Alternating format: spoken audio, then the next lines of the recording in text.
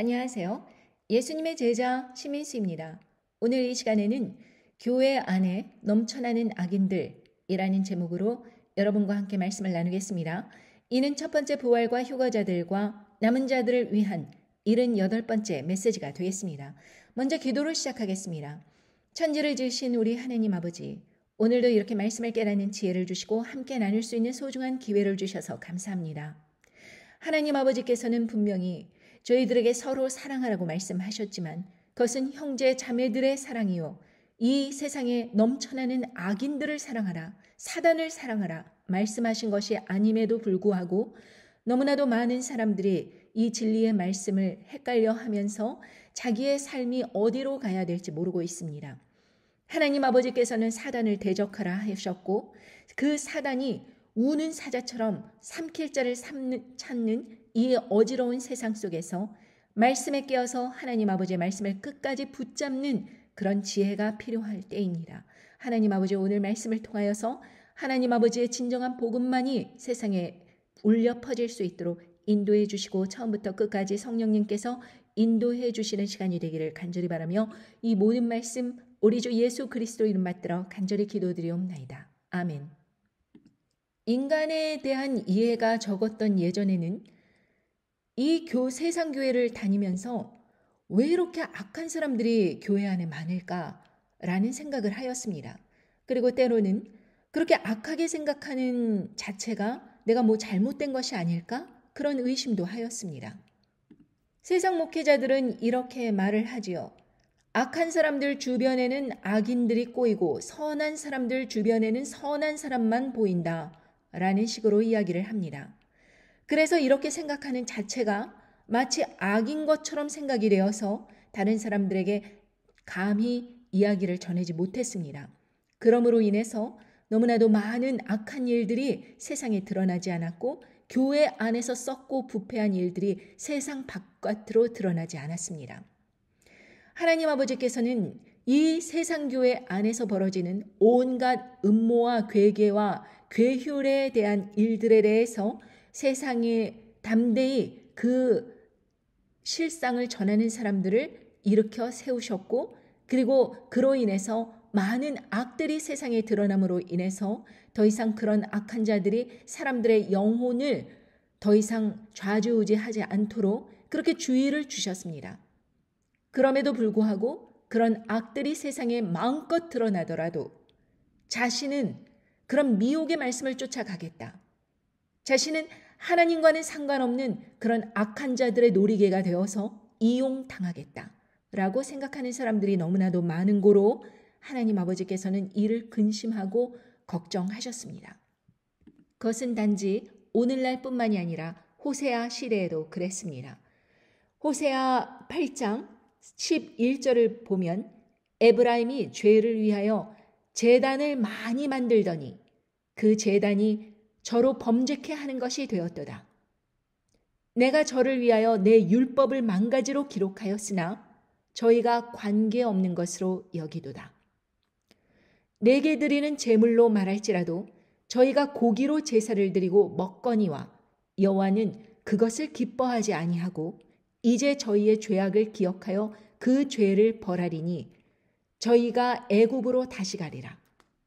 이스라엘은 자기를 지으신 자를 잊어버리고 전각들을 세웠으며 유다는 견고한 성읍을 많이 쌓았으나 내가 그 고을들의 불을 보내어 그 성들을 삼키게 하리라. 이스라엘아, 너는 이방 사람처럼 기뻐 뛰놀지 말라. 네가 행음하여 네 하나님을 떠나고 각 타작마당에서 음행의 값을 좋아하였느니라. 그때 호세아 당시에는 예배가 많았습니다. 오늘날의 세상 교회처럼 여기저기 전각을 세우면서 제물을 드리고 그렇게 많은 것으로 범죄하는 것이 팽만하였습니다. 그런데 하나님 아버지께서는 그들이 제사를 드리고 그걸 열심히 먹고 그리고 또 예물을 드리고 이런다고 할지라도 그것을 받지 않으시겠다. 오히려 그 죄를 벌하겠다. 이렇게 말씀하셨습니다. 이유는 하나님을 따른다 하면서 오히려 하나님 아버지께서 자기를 지었다는 것을 잊어버렸기 때문입니다. 그리고 자기의 그 힘을 내서 성읍들을 많이 쌓고 그렇게 고을을 만들고 왕성하게 윤택하게 흥왕하면서 그렇게 모든 일로 악한 일들을 지어냈지만 결국에는 하나님 아버지께서 그 성들을 모두 불로 삼키게 하시겠다. 이렇게 말씀하시는 것입니다. 그러면서 이 상황을 알지 못하는 사람들이 예배를 한답시고 기뻐 뛰놀고 그렇게 하고 있지만 결국에는 네가 행음한 것이다. 네가 하나님을 떠난 것이다. 그래서 결국 타작마당에서 음행의 값을 좋아하는 사람들을 멸하시겠다. 이렇게 말씀하신 것입니다. 오늘날의 교회와 너무나도 비슷하지 않습니까? 오늘날의 교회 안에서 하나님을 믿습니다. 예수님을 믿습니다. 말로만 떠들면서 그 하는 행위는 얼마나 악한지 가만히 있으면은 그저 가스라이팅하고 갖고 놀고 그 사람들을 빼앗고 유린하고 강탈하고 한다고 할지라도 그 사람의 사회적 지위가 교회 안에서의 지위가 높으면은 그 사람들의 말을 따라야 된다. 그 사람들을 존중하고 그 사람들을 그 하는 말들 그 모든 것들에 순복해야 된다. 라는 식으로 인간 바보를 만들고 있는 실정입니다. 예전에 어떤 그 10대 아이가 이런 고민을 털어놓은 걸 기억을 합니다. SNS에서 어떤 사람을 만났는데 나이가 자기보다 훨씬 많다는 것입니다. 그런데 그 사람이 그렇게 중고등학생인 그 학생을 자꾸 연락을 하여서 마음으로 이렇게 좋아하는 마음이 생겼는데 어찌하면 좋겠는가. 이 사람이 나중에 자기가 커서 결혼을 하게 되면은 온갖 호강을 시켜주겠다는 말로 이렇게 꼬시고 있는데 그 사람은 꼬신다고 표현을 안 했지만 저는 그렇게 받아들였고 어떻게 해야 되는가 라고 물었습니다. 저는 그때 그 사람에 대해서 한번 기도해 보겠다라고 이야기를 했습니다. 그리고 나서 그렇게 간절히 기도를 할 때에 어떤 장면을 보여주셨는데 한국의 어떤 유명 연예인이 그 사람 옆에 서 있는 것이 보였습니다. 그래서 저는 그냥 아무 생각 없이 다음에 만날 사람은 아무래도 그 연예인처럼 잘생긴 사람 같다. 그러니 그 사람하고 헤어지더라도 정말 더 좋은 것을 바라면서 뭐 기다리는 게 어떻겠는가. 나는 분명히 네 옆에 그 사람이 서 있는 걸 봤다. 그렇게 이야기를 했습니다. 그리고 잊어버렸고 먼 훗날이 지났습니다. 그런데 여러분, 그 많은 연예인들 중에서 어떻게 그렇게 딱 한 사람, 그 사람이 그 사람 옆에 서 있는 것을 보았는데 그 사람이 오늘날에 아동 성애자로서 아주 유명세를 타게 되었습니다. 10대 소녀였던 어떤 연예인 학생을 자기가 그렇게 온갖 말로 가스라이팅을 하면서 그 사람의 인생을 그렇게 좌지우지하였고 결국에는 그 사람이 성인이 된 후에도 그 모든 악행과 가스라이팅과 유린당함과 버림당함 이런 모든 것들에 대해서 분노와 좌절과 괴로움을 느끼고 결국에는 자살을 선택하는 그러한 상황이 벌어지게 되었습니다. 그 뉴스를 접하면서 그 어렸을 때 상담을 해왔던 그 학생이 저에게 또 연락을 해왔습니다. 그 사람은 그렇게 악행을 당하면서 결국에는 자살로 생을 마감했지만 저의 그 충고를 듣고 자기는 결국에는 이렇게 생존을 하였다. 그 사람과 헤어지고 이렇게 아름답게 자기의 삶을 붙들게 되었다. 이런 이야기를 합니다. 하나님 아버지께서는 그때 당시에 영문도 모르고 그 장면을 저에게 보여주셨던 그 상황이 오늘날 몇 년 뒤에 이렇게 분명하게 드러나게 됨으로 인해서 저는 제 스스로도 놀랐습니다. 그렇게 악인들이 정말 잘생긴 얼굴과 멀쩡한 외모와 큰 부와 명예와 인기와 이런 것을 갖고 있는 그런 사람일지라도 그 악행은 언젠가는 드러나게 돼 있다. 그리고 그렇게 악행하는 것은 주위 사람들을 파멸시킨다 라는 것입니다. 결국 이런 유명인들은 어찌 보면은 드러나지 않는 사이코패스들이다라고 말할 수 있습니다. 여러분, 사이코패스가 뭐라고 생각하십니까? 사이코패스들도 사랑을 할 수 있을까요? 사이코패스들은 사랑이라는 그 개념이 아주 가학적이고 착취적입니다. 예를 들면 예쁘고 아름답고 순결한 여자아이를 보면 그냥 우리는 저 사람이 잘 됐으면 좋겠다. 저 아이가 훌륭하게 컸으면 좋겠다. 그러면서 사랑스러운 마음을 가지고 쳐다보지 않습니까? 그런데 이런 사이코패스들은 어떻게 바라보느냐? 아동 성애자들은 이 사랑이라는 이름으로 자신의 성적 욕구로 어떻게 하면은 저 아이를 끌어들여서 성적 욕구를 해소할 것인가? 이것을 생각한다는 것입니다. 상대방의 의견이나 감정을 무시하고 협박과 굴림과 적절한 칭찬과 적절한 표현으로써 약한 존재들을 찾아가지고 동정심을 끌어내어 이용해 먹는데 이제 발달돼 있는 사람들입니다. 이런 사람들이 때로는 외모도 수려하고 말도 잘하고 인기도 있고 능력도 있어 보여요. 그러니까 뭐 사랑이라는 이름으로 결혼이라는 이름으로 이런 약하고 어린 학생들을 상대로 해서 먹잇감을 참는 것입니다. 그런 아이들은 남의 일을 잘 도와주고 공감을 잘하는 사람일수록 먹잇감으로 삼기 마련입니다. 자, 그런데요. 교회 안에서 이 세상적으로 타락한 목사들이 찾는 대상이 똑같이 남의 일을 잘 도와주고 공감을 잘하는 사람들을 먹잇감으로 삼는다. 즉 그들에게 이윤을 창출받고 그리고 여러 가지로 물질적, 경제적 어떤 후원을 받고 그리고 여전히 자기의 이득을 위해서 이런저런 일을 시키고 나중에는 남의 인생이 그렇게 무너진다고 하더라도 신경 쓰지 않는다. 일단 자기가 목표한 그 목표 지점에 이 사람이 이용당할 가치가 있으면은 이용할 뿐 아니라 가치가 없어지게 되면 단칼에 쳐내려간다. 이것을 아무런 양심의 가책을 받지 않고 꾸준히 저지르는 사람들이 바로 교회 안에 넘쳐나는 악인들, 사이코패스들입니다. 그리고 이들 주변에는 이 악한 존재들에 대해서 중심적으로 뭉쳐가지고 약한 존재들을 왕따하고 괴롭히는 악인들이 붙습니다. 그 왕따를 당하는 대상을 가만히 살펴보면요. 3가지 요건을 충족해야 돼요. 왕따 당하는 사람들은 주로 약하고 저항할 수 없는 처지이다. 힘적으로, 육체적으로, 어떤 환경적으로 약합니다. 그리고 2번째, 그 사람들은요. 그 왕따를 하는 사람들이 부러워하는 것을 가지고 있다. 예를 들면 예쁘다든지 공부를 잘한다든지 행복한 가정이 있다든지 특히 교회 안에서는 하나님으로부터 사랑을 받는 것 같은 그 믿음이 굳건하든지 그런 어떤 그들이 범접할 수 없는 그러한 귀한 가치를 가지고 있다.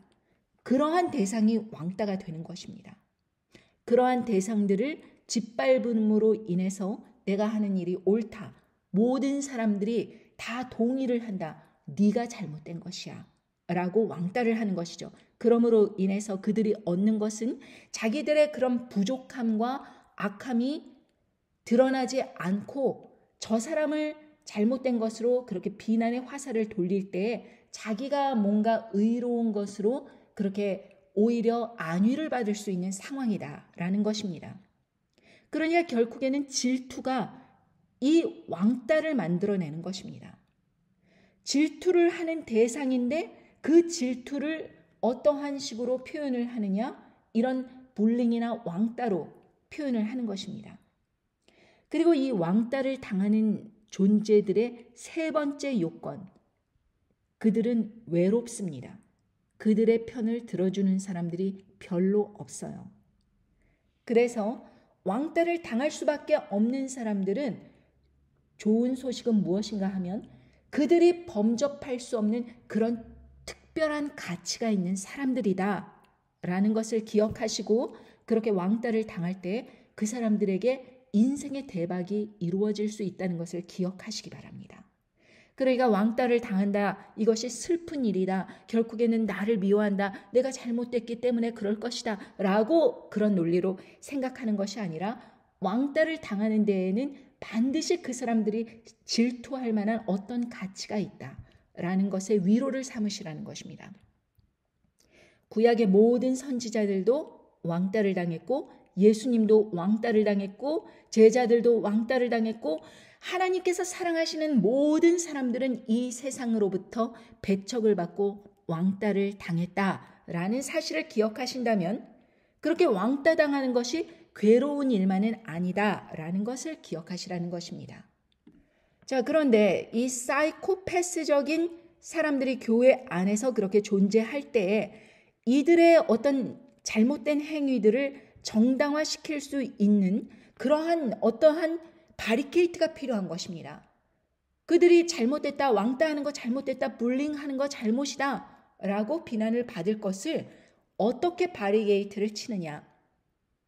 까칠한 사람은 하나님으로부터 정죄를 받는다. 까칠한 사람은 심판받는다.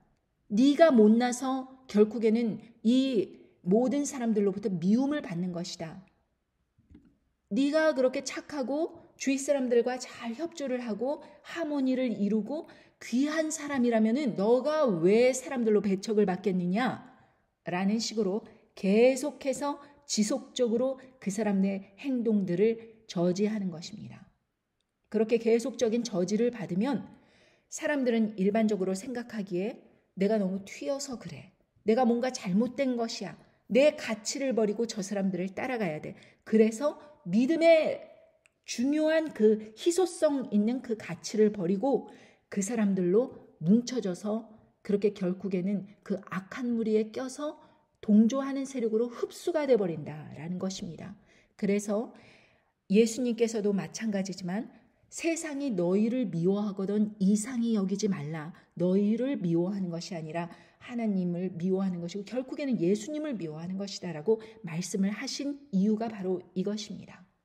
자, 이런 사람들의 논리는 너무나도 포장이 잘 되어서 마치 설교 시간에 쭉 듣고 있으면은 내가 잘못된 것이 아닐까라는 그런 착각을 불러일으킬 만큼 논리적이고 그리고 해박합니다. 자, 여러분 한번 들어보겠습니다. 이 사람들이 어떠한 외식으로 사람들의 그 자기만이 갖고 있는 그 고유한 믿음의 그 정체성을 잊어버리고 그런 악한 무리들로 스며들게 할 수 있는지 그것을 그 과정을 한번 바라보겠습니다. 공공의 적 들어보셨죠? Public Enemy라는 말은 원래 19세기 말에 중국의 정치 사상가였던 양계초, 량치차오가 한 말입니다. 그는 청나라의 왕정을 무너뜨리고 입헌 군주제를 세우기 위해서 정변을 일으켰는데 그 과정에서 이런 말을 했어요. 사람들에게는 누구에게나 사적인 적, private enemy가 있다. 그러나 아무리 사적으로는 적대 관계에 있을지라도 자신이 속한 공동체의 적인 공공의 적, public enemy가 나타나면 그 공공의 적을 이겨내기 위해서라도 서로 연대해야 한다는 겁니다. 그런데요, 만약에 공공의 적이 나타났는데도 여전히 사적인 적대 관계에 집중하고 있으면 결국은 공공의 적에 의해서 그 공동체는 무너지게 돼 있고 그것은 곧 자신의 삶도 무너지게 하는 결과를 가져온다는 것입니다. 그런데 여러분, 오늘날 영적 세계도 마찬가지입니다. 사탄은요, 지금 이 순간에도 이 땅에 하나님의 나라가 세워져 가는 것을 조직적으로 방해합니다. 그리고 그것을 위해서 사탄은 이 순간도 끊임없이 교회 공동체를 무너뜨리려고 해요. 그런데 그가 가장 잘 쓰는 방법이 뭐냐면요, 성도들로 하여금 사적인 적대 관계에 집중하게 만드는 것이에요. 안타깝게도 오늘날 교회들은 이 교회 안에 사적인 적대 관계에 휘말려서 소모적인 싸움들을 하다가 결국에는 이 공공의 적이라고 할 수 있는 사탄의 공격을 효과적으로 막아내지 못하고 다 같이 무너져 버리는 겁니다.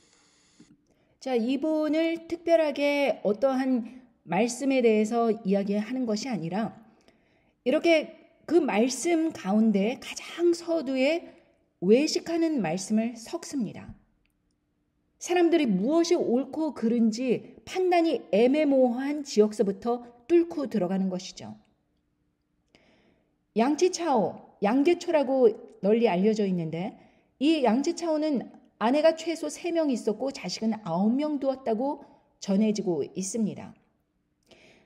아무튼 기독교와라는 전혀 상관이 없는 그러한 인물에 대해서 그 사람이 이야기한 것에 대해서 사람들에게 적용을 시키는 것입니다. 하나님 아버지의 말씀에서 들을 그러한 교훈이 없기 때문에 이런 사람들의 말을 갖다 붙이는 것일까요? 저는 이러한 외식하는 설교가 이 현대교회에서 가장 많이 하나님의 사람들을 애매모호한 지역에서 굉장히 실족하고 넘어지게 만든다고 생각을 합니다. 교회 안에서 벌어지는 온갖 악한 일들에 대해서 사람들이 왕따 당하기 싫어서, 소외되기 싫어서, 그들로부터 험한 말을 듣지 않기 위해서, 그들 중 하나처럼 보이기 위해서 얼마나 많은 순간 자기의 목소리를 없애고 그저 그런 사람들처럼 합류되어 살아가는지, 이것에 대해서 어떠한 심각성을 느끼지 못하고 그저 하나가 돼야 된다.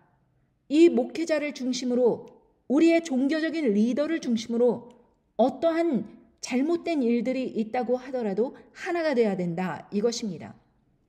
그러니까 개인적인 사적인 그런 억울함이 있고 개인적인 감정이 느껴진다고 하더라도 더 큰 목적인 어떠한 암묵적인 그러한 악에 대한 그리고 불의에 대한 침묵, 그것을 선택하도록 종용을 받는 것입니다. 자, 이 사람은 같은 설교에서 결코 이 잘못된 공공의 적인 이 사람이 바로 사단의 쓰임을 받는 사람이다. 그리고 까칠한 사람들, 이런 사람들이 결국에는 이 모든 평화로운 자신이 생각하는 하나님의 영광을 드러내는 일이라고 생각하는 이 모든 일들의 거침돌이 되는 것이다 라고 비난을 하는 것입니다. 그리고 그들에 있어서 더 이상 너네들은 내 조직에 있어서 도움이 되지 않으니 떠나가라 라고 경고를 하는 것이죠. 자, 그 사람이 어떤 사람들을 그렇게 잘못된 사람들로 지칭을 하는지 우리는 한번 그 공공의 적인 사람들의 정체에 대해서 무엇이라고 말을 하는지 들어봐야겠습니다. 그러면 우리 주변에는 굉장히 공격적인 사람들이 있어요. 여러분 주변에도 있죠. 매사에 긍정적으로 생각하면서 잘 넘어가주면 될 것을 모든 것에 시시비비를 가리려고 하고 시비를 걸어요. 그래서 항상 부정적이고 비판적인 언행을 하는 사람들이 주변에 있습니다. 이런 사람들은요, 자신만 불평스러운 삶을 사는 것이 아니라 결국에는 그 사람 때문에 주변의 사람들, 남들도 힘들게 해요. 그런데 이런 사람들도 원래부터가 그렇게 공격적인 사람은 하나도 없습니다. 어떤 사람들이 이렇게 바뀌느냐?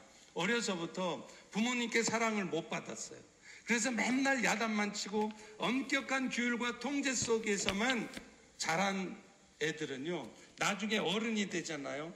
그 자신이 매사에 공격적이고 비판적인 사람이 됩니다.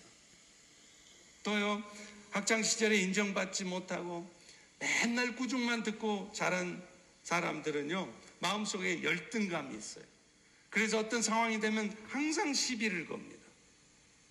결혼 생활을 해도요, 남편이나 아내에게 사랑을 받고 결혼 생활 잘하는 사람도 있잖아요. 그런데 그렇지 못한 사람도 너무 많아요.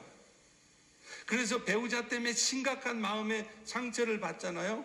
그러면 그런 분들은요, 다른 사람들에게도 말을 곱게 하지 못해요. 왜냐하면 자신 안에 내면에 쌓여있던 분노가 어떤 때는 잠잠하게 있다가 어느 순간 뭔가 클릭이 딱 되잖아요. 그러면 자신도 모르는 사이에 팍 폭발하면서 불쑥 튀어나옵니다. 그리고 그런 배경을 가진 사람들은 특성이 있어요.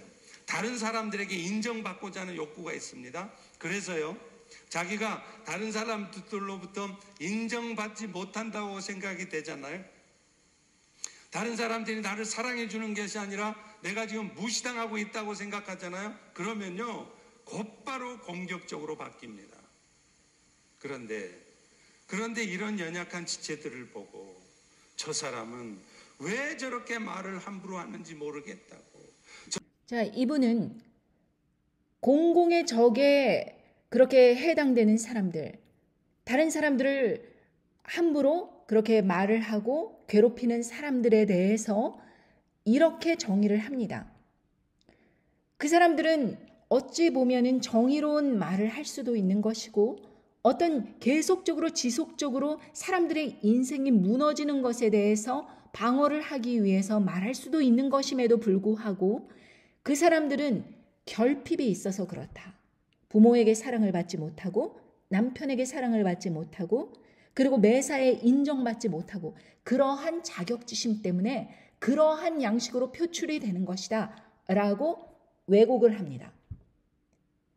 이렇게 함으로 인해서 얻어들이는 이득은 그렇게 말을 하지 못하게 하게끔 모든 분위기를 억압함으로 인해서 합리적인 방법으로 너희들이 가만히 생각해봐라. 이런 사람 주변에 있으면 왠지 내 삶이 불편해지고 그렇게 왕따를 하는 것에 대해서 잘못된 것이구나 라고 생각을 하게 되고 그런 모든 것들에 대해서 지금 여태까지 잘 운영되어 왔는데 그것에 대해서 제동을 거는 사람들에 대해서 무조건 너희들이 이런 사람들에 대해서 이렇게 판단을 해봐라. 지가 뭔가 부족해서 그러는 것이야 라고 이제 그 사람을 딱 정죄함으로 인해서 다른 사람으로 하여금 그래 우리가 저 사람을 왕따하고 우리가 저 사람을 함부로 판단하고 괴롭히는 것에 대해서 오히려 우리는 면죄부를 받았어. 왜? 우리 목사가 이렇게 이야기를 하잖아. 그렇게 혼자서 다른 사람들의 협조를 받지 못하고 혼자서 진리를 말한다고 함으로 인해서 그렇게 우리의 질투를 유발하고 있었음의 그런 상황이 저 목사가 저렇게 이야기함으로 인해서 뭔가 마음이 시원하고 그래 나는 우리 믿음의 공동체 안에 속해 있으니까 나는 안전하고 저 외톨이로 혼자서 떠드는 사람이 잘못된 것일 것이다. 이런 식으로 이 모든 분위기를 자기 쪽으로 편을 만드는 것입니다. 자, 우리는 사람에 대한 이해를 좀 할 필요가 있는데 여러분 선과 악의 기준이 뭐라고 생각하십니까? 예를 들면 물질이 풍요롭고 다 각자가 원하는 대로 인생이 사라지고 그리고 모든 사람들이 서로 하하호호 웃으면서 아무런 그런 트러블 될 게 없다. 그러면은 굳이 악을 드러낼 필요가 없겠지요. 그런데 문제는 이 사회는 한정된 물량, 한정된 기회, 가치, 한정된 돈 그 앞에서 자기 것으로 만들려고 하니까 악이 드러나는 것입니다.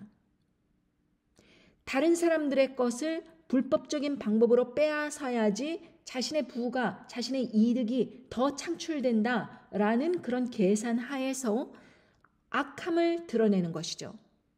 그런데 이것을 제어하는 게 율법입니다.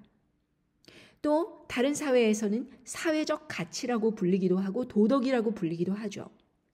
예를 들면 우리는 부모님이 잘 살고 나도 잘 살고 서로 만나서 저녁 먹고 하하호호 웃고 덕담 나누고 그런 사이라면은 굳이 부모님과 나쁜 관계가 있을 필요가 없습니다. 그런데 부모님이 자기에게 오히려 짐이 되고 오히려 다른 형제들은 부모를 모시려고 하지 않고 자기에게 온갖 그런 떠넘기는 것 같은 그런 억울함이 생겼을 때 어떤 사람들은 고려장이라고 해서 부모를 그렇게 병들고 아무런 쓸짝에도 없는 그러한 인간으로서의 가치를 잊어버린 것 같은 그런 부모를 헌신짝처럼 버려버린다. 자, 이것에 대해서 이제 그렇게 하면 안 된다. 이것이 율법, 사회적 가치, 도덕이라는 것입니다. 그리고 어떤 사람들은 이런 것이 분명히 있지 않는다고 할지라도 마음속에 어떤 의리라든지 그런 가치관이 안에 있어서 그러면 안 된다라는 것을 알고 있어요. 그런데 좀 더 확장적으로 생각하면 나랑은 좀 상관이 없는데 나에게 잘해주는 사람, 나에게 도움이 되는 사람, 그런 사람들은 함께 지냅니다. 그런데 나에게 오히려 부담을 주고 어떤 부탁을 하고 그리고 내가 도와줘야 되고 그리고 자꾸 나에게 뭔가 요구하는 것 같은 그런 인간관계가 되면 거리를 두지요. 그래서 달면 삼키고 쓰면 뱉는다. 이러한 그런 패턴이 우리 인간 사회에서 보여지기 마련입니다. 자, 이런 것에서 이 너무나도 이 사이코패스, 소시오패스, 나르시스트들은 이런 것들에 대해서 아무런 꺼리낌이 없는 거예요. 내가 어떠한 의리를 생각해서 그러면 안 되지. 내가 하나님 아버지께서 보시는데 내가 이렇게 악한 행동하면 안 되지. 이러한 제어할 수 있는 그러한 어떤 감정적, 도덕적 이 가치관의 고리가 풀려버린 사람들은 그냥 자기의 욕구를 함부로 드러내는 것입니다. 어린아이라 할지라도 성적인 놀이개로 삼을 수 있다 이것입니다. 그리고 그 아이가 더 이상 돈을 창출할 수 없는 그러한 관계로 오고 자기의 선택지가 많았을 때 그런 아동 성애자들은 또 다른 자기가 보기에 빼앗고 싶은 상대로 눈길을 돌려서 더 이상 가치가 없어진 사람들을 가차없이 버리는 것이죠. 그래서 그런 사람들이 사회적 지탄을 받는 것입니다. 가장 기본적인 인간의 욕구를 위해서 어떠한 가치관을 손쉽게 버려버리는 사람들일수록 범죄를 저지를 확률이 크기 때문입니다.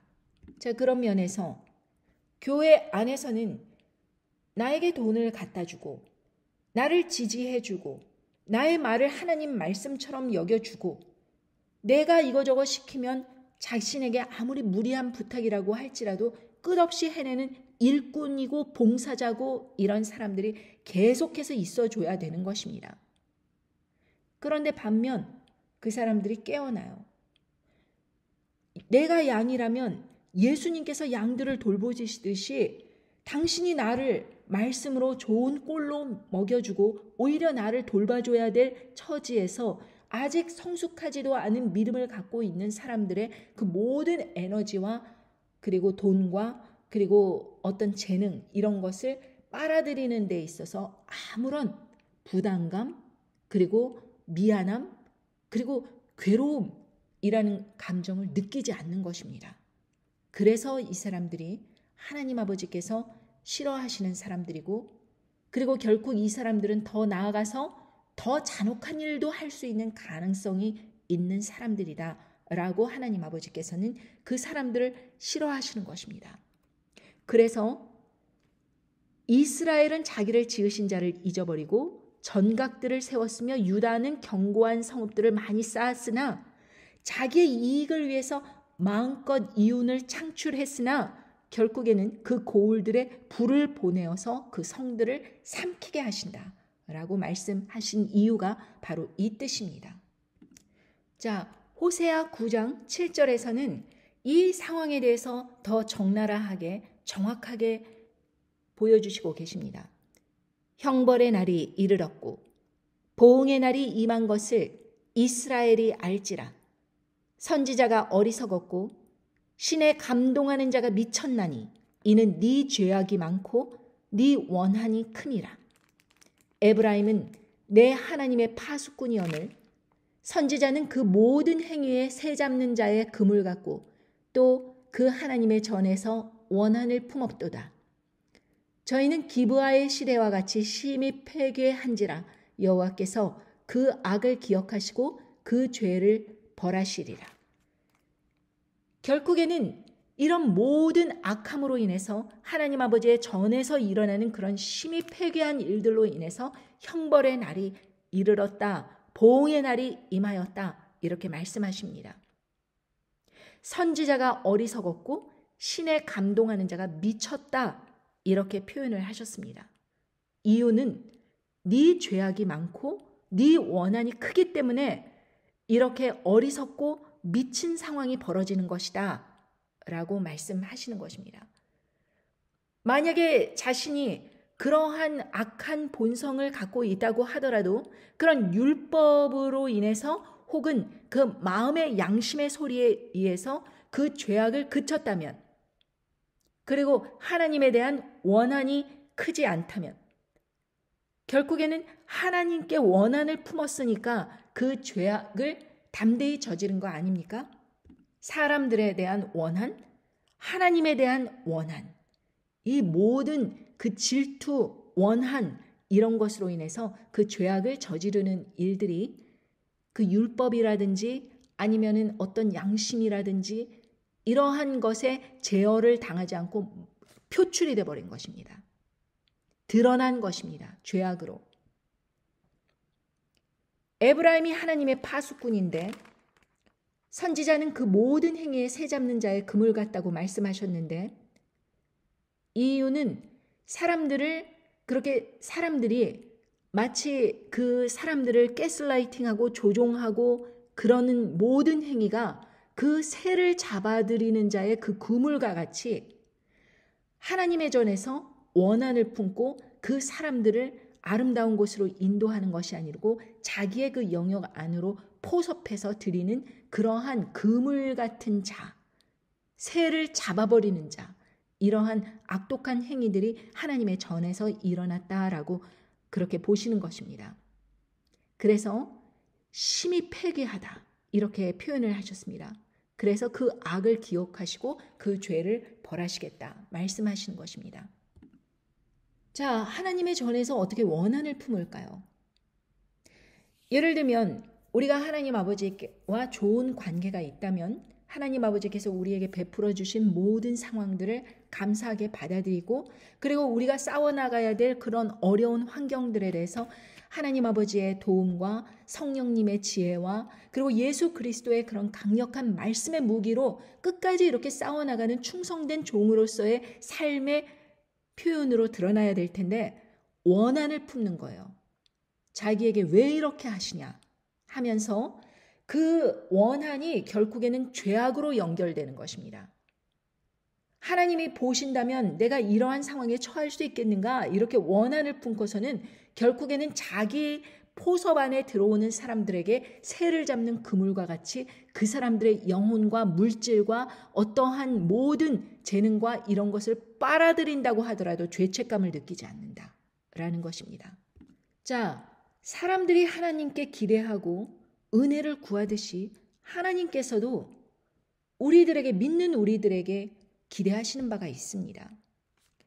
이사야 5장 7절에 보면 대저 만군의 여호와의 포도원은 이스라엘 족속이요 그의 기뻐하시는 나무는 유다 사람이라. 그들에게 공평을 바라셨더니 도리어 포악이요 그들에게 의로움을 바라셨더니 도리어 부르짖음이었더라. 여러분 생각을 해보십시오.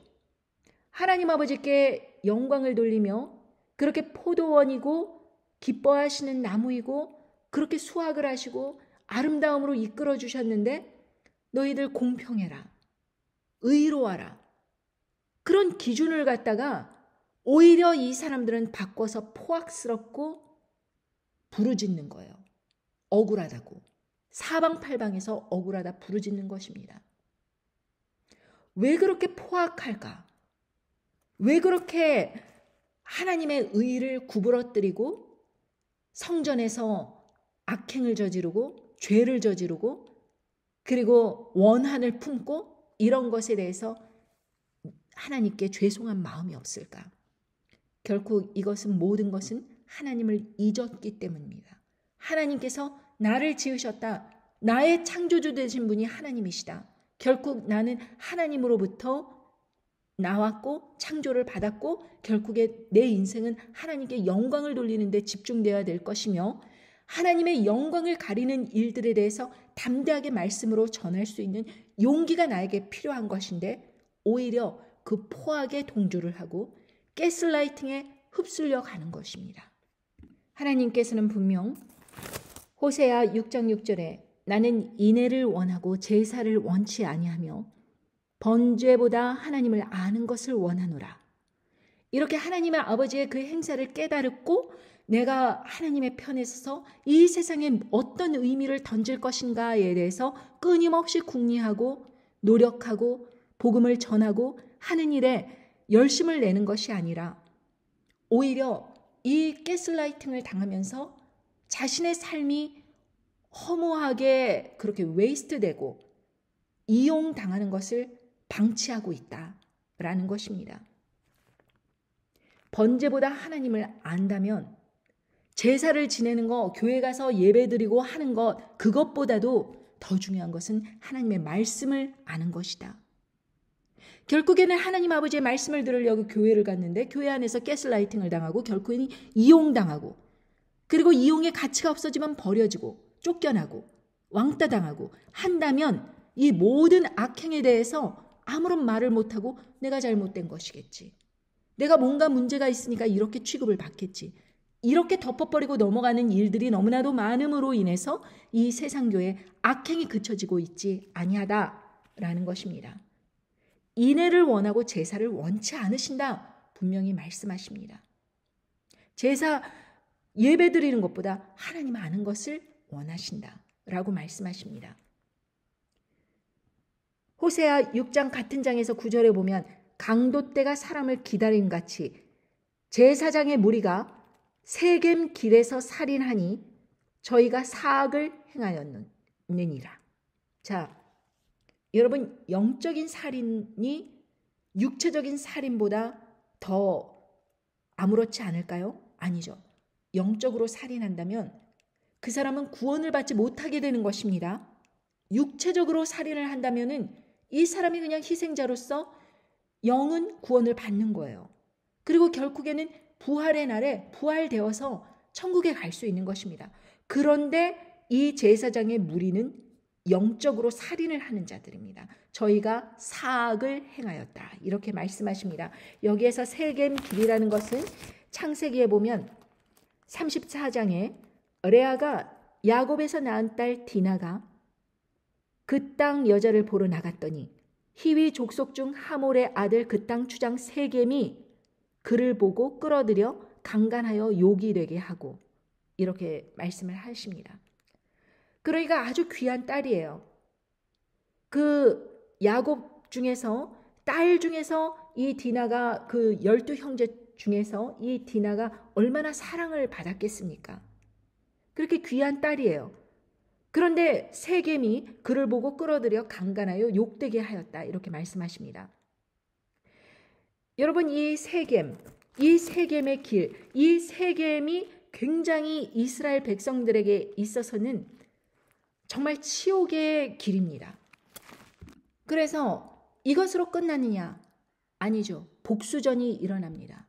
창세기 34장 25절에 보면 제3일에 미쳐 그들이 고통할 때 야곱의 두 아들 디나의 오라비 시므온과 레위가 각기 칼을 가지고 가서 부지 중에 성을 엄습하여 그 모든 남자를 죽이고 칼로 하몰과 그 아들 세겜을 죽이고 디나를 세겜의 집에서 데려오고 야곱의 여러 아들이 그 시체 있는 성으로 가서 노략하였으니 이는 그들이 그 누이를 더럽힌 연고라.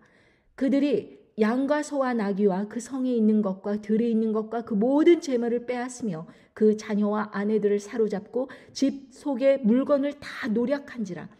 야곱이 시므온과 레위에게 이르되 너희가 내게 화를 끼쳐 나로 이 땅 사람 곧 가나안 족속과 브리스 족속에게 냄새를 내게 하였도다.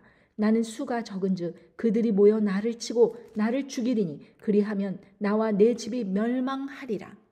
여러분 결국 이 레위와 시므온이 합세를 하여서 자기 여동생을 그렇게 욕보였다고 하여서 그렇게 친한 척하면서 그 모든 집안의 사람들이 할례를 받게 되면 자기의 집 누이와 결혼하게 해주겠다. 그래갖고 할례를 받고 몸이 아프고 그렇게 고통하는 중에 몰래 잔입하여서 처절한 그런 살육을 일으킨 것이 바로 세겜 사건입니다.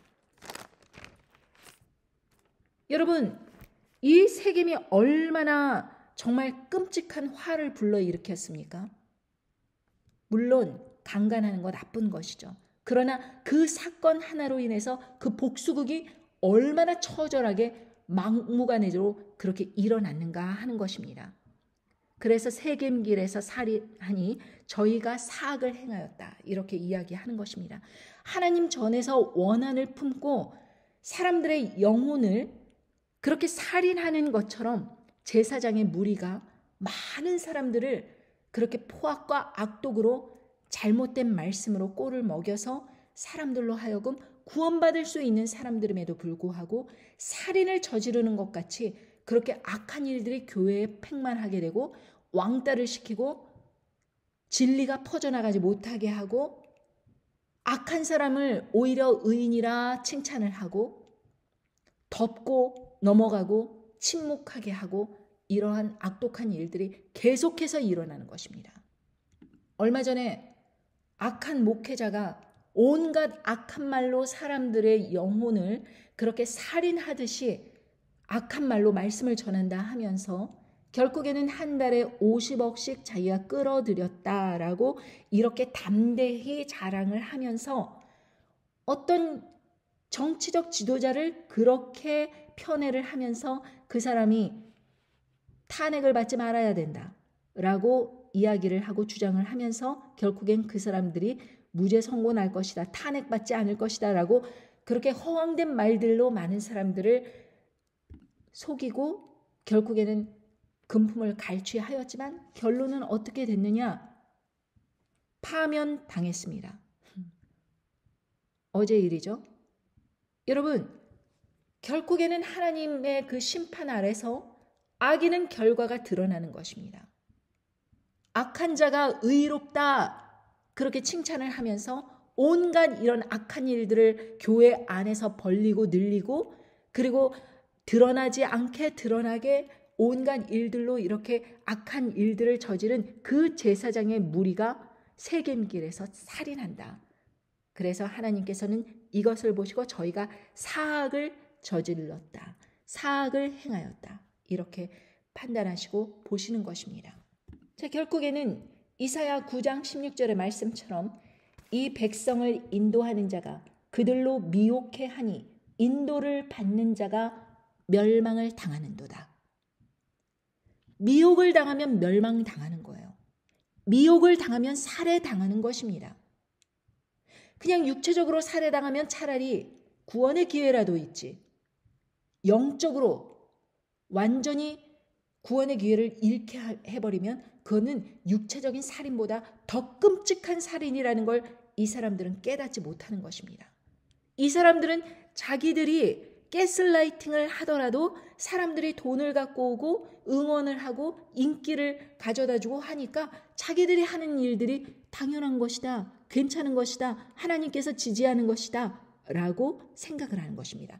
이 성경 말씀에 완전히 위배되는 삶을 전하고 그리고 말씀을 잘못 곡해를 하고 그리고 많은 세상적인 그런 외식하는 말로 미혹을 한다고 하더라도 아무런 죄가 없다라고 생각을 하는 것입니다.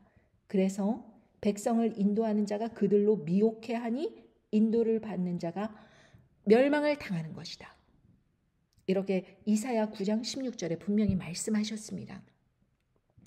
그런데 결코 이렇게 미혹당하는 자가 죄가 없는가? 그렇지 않다 이렇게 말씀하십니다. 이사야 6장 9절을 보면 여호와께서 가라사대 이 백성에게 이르기를 너희가 듣기는 들어도 깨닫지 못할 것이요 보기는 보아도 알지 못하리라 하여 이 백성의 마음으로 둔하게 하며 그 귀가 막히고 눈이 감기게 하라. 염려컨대 그들이 눈으로 보고 귀로 듣고 마음으로 깨닫고 다시 돌아와서 고침을 받을까 하노라. 내가 가로되 주여 어느 때까지니까 대답하시되 성읍들은 황폐하여 거민이 없으며 가옥들에는 사람이 없고 이 토지가 전폐하게 되며 사람들이 여호와께 멀리 옮기어서 이 땅 가운데 패한 곳이 많을 때까지니라. 그 중에 10분의 1이 오히려 남아있을지라도 이것도 상키운 바 될 것이라. 밤나무 상수리나무가 배임을 당하여도 그 구루터기는 남아있는 것 같이 거룩한 씨가 이 땅의 구루터기니라. 이 마지막 때에 대해서 분명히 말씀하셨습니다.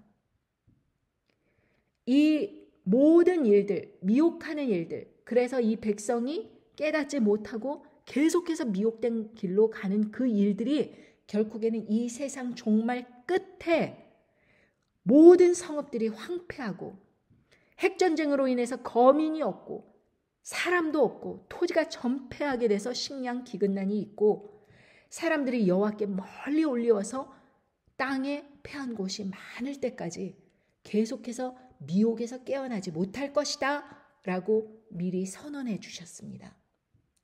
이 전 인구 중에 10분의 1, 지금이 80억이라면 8억 정도의 인구가 남아있을지라도 결국 이것도 삼키운 바 될 것이다 라고 말씀하십니다. 그런데 끝까지 이 구루터기가 남아있는 것 같이 거룩한 씨가 멸망당하지 않고 끝까지 구루터기처럼 남아있다. 여러분 참 이 말씀을 근거해서 볼 때 얼마나 두려운 말씀인가. 결국 우리를 창조하신 하나님 아버지께서 모든 그런 가증한 외식하는 말을 뿌리는 사람들과 그리고 교회 안에서 벌어지는 가스라이팅, 왕따, 이런 간음, 행음, 이 모든 악한 일들에 대해서 하나님 아버지께서는 낱낱이 심판하실 것이다 라고 말씀을 전해주고 계십니다. 이 말씀은 곧 이사야 10장 22절에서 23절 이스라엘이여 네 백성이 바다의 모래 같을지라도 남은 자만 돌아오리라. 넘치는 공의로 회멸이 작정되었음이니라.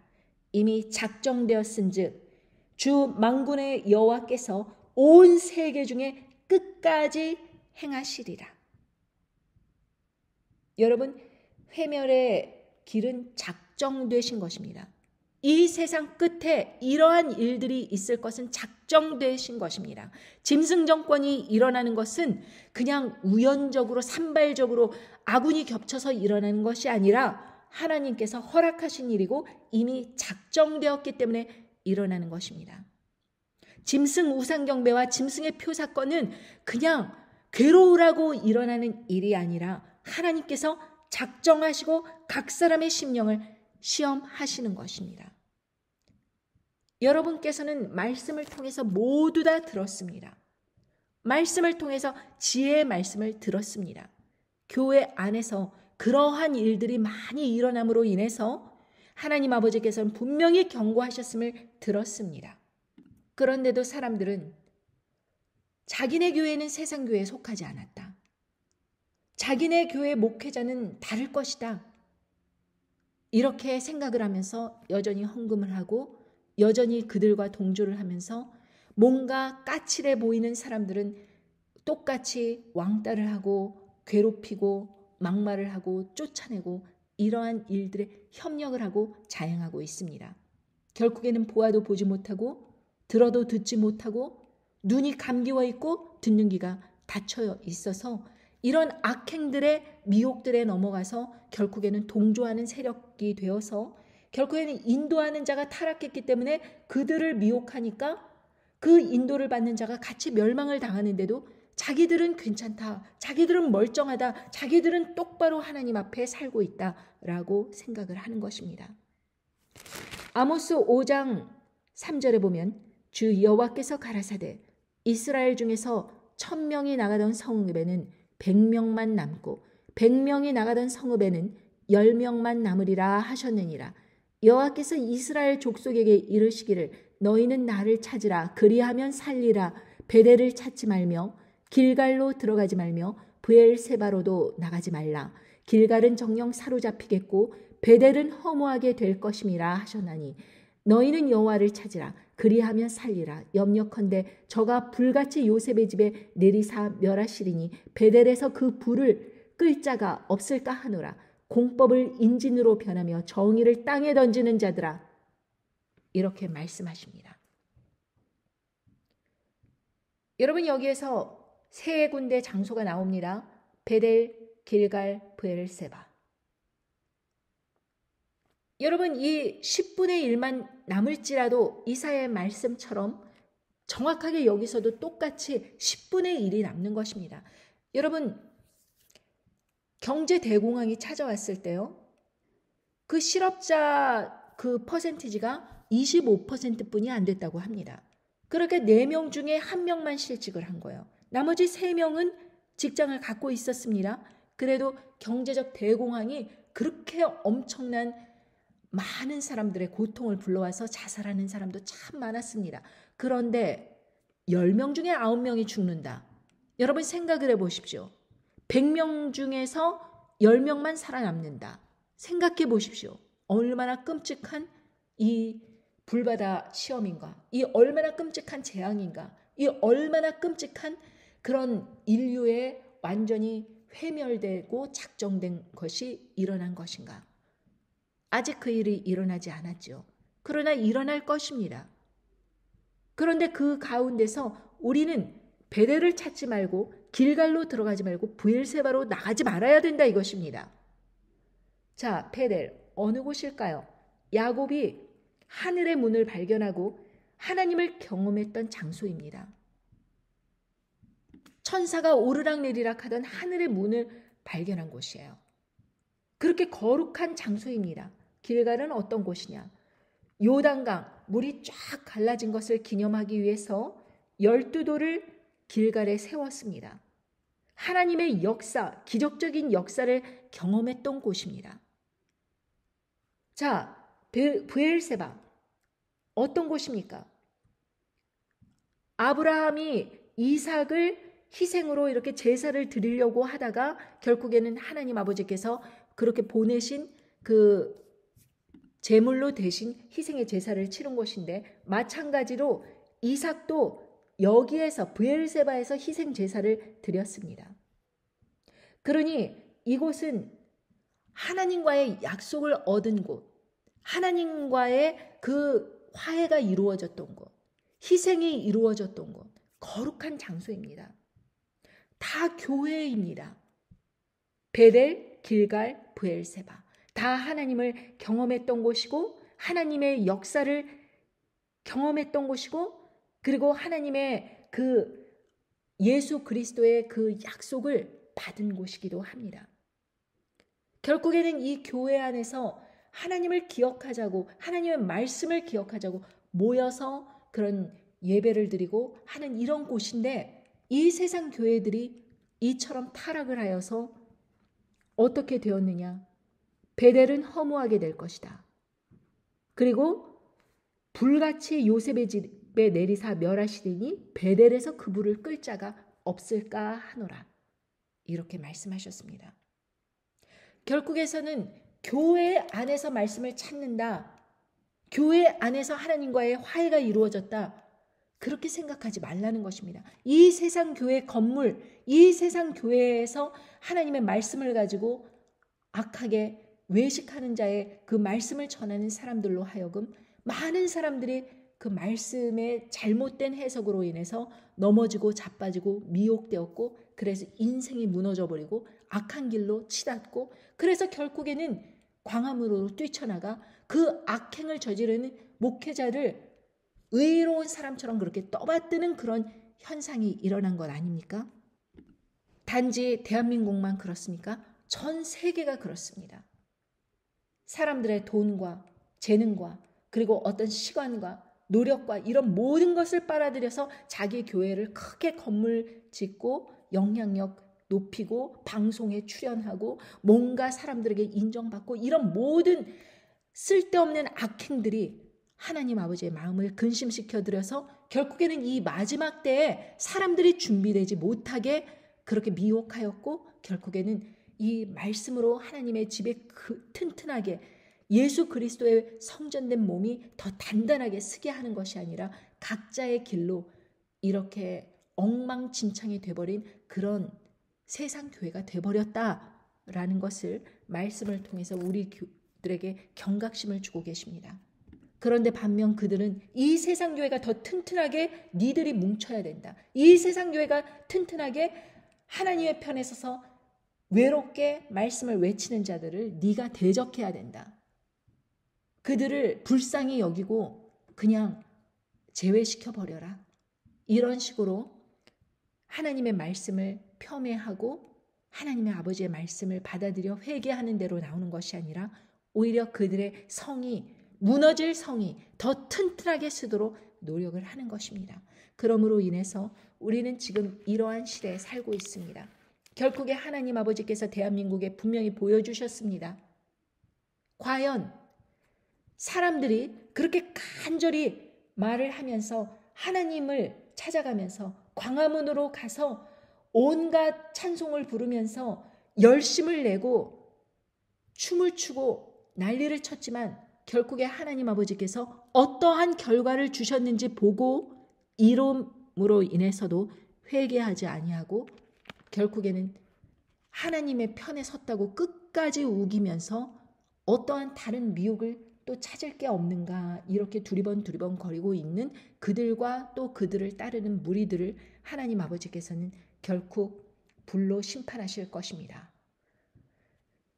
아모스에서도 헛된 제사에 대해서 말씀하시기를 5장 21절 내가 너희의 절기를 미워하여 멸시하며 너희 성회들을 기뻐하지 아니하나니 너희가 내게 번제나 소제를 드릴지라도 내가 받지 아니할 것이요 너희 살진 희생의 화목제도 내가 돌아보지 아니하리라. 네 노랫소리를 내 앞에서 그칠지어다 네 비파소리도 내가 듣지 아니하리라. 오직 공법을 물같이 정의를 하수같이 흘릴지어로다.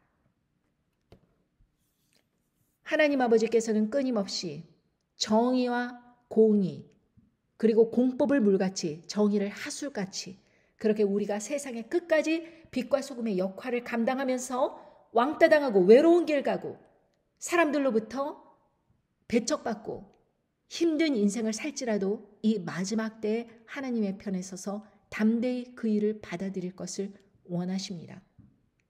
그들에게 책망받기가 싫고 그들의 회방을 받기가 두려워서 입을 다물고 그들과 하나가 되어서 아무런 영향력을 발휘하지 못하고 사실 것 같은 여러분에게 도전합니다.